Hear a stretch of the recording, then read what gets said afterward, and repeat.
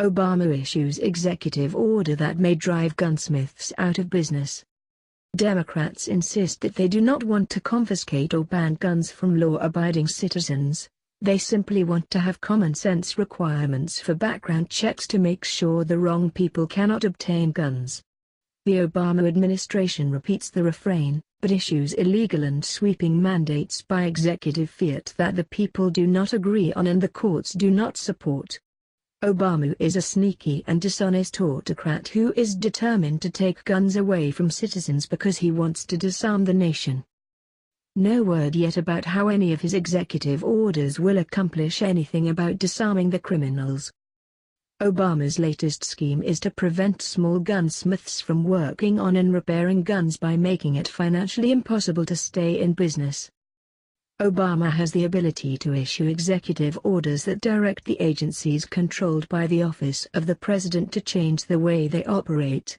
Government agencies have a large amount of leeway when it comes to the interpretation of the law and how it applies to the American people, and these executive orders are intended to allow the president to specifically direct those agencies in whatever manner he sees. Friday, President Obama issued one such order which changed the definition of a manufacturer under the ITAR Treaty regulations, a change which now means anyone who so much as threads a barrel on a firearm needs to pay thousands more dollars in fees and is subject to further registration.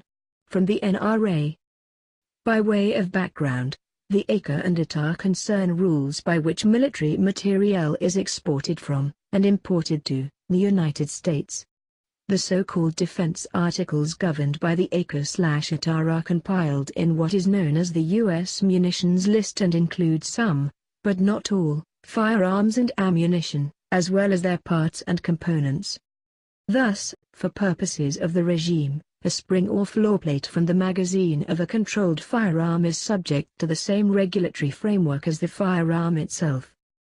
The ACA/ITAR require anybody who engages in the business of manufacturing a defense article to register with DDTC and pay a registration fee that for new applicants is currently $2,250 per year.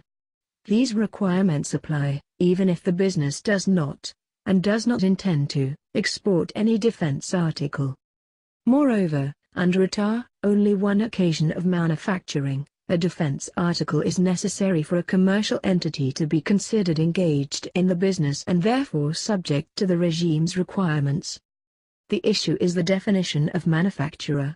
Previously, only machine shops who actually produce a firearm from scratch were required to register as a manufacturer. Local gun shops with a shade tree gunsmith happily threading barrels and truing up receivers were exempt, since they didn't actually make anything new.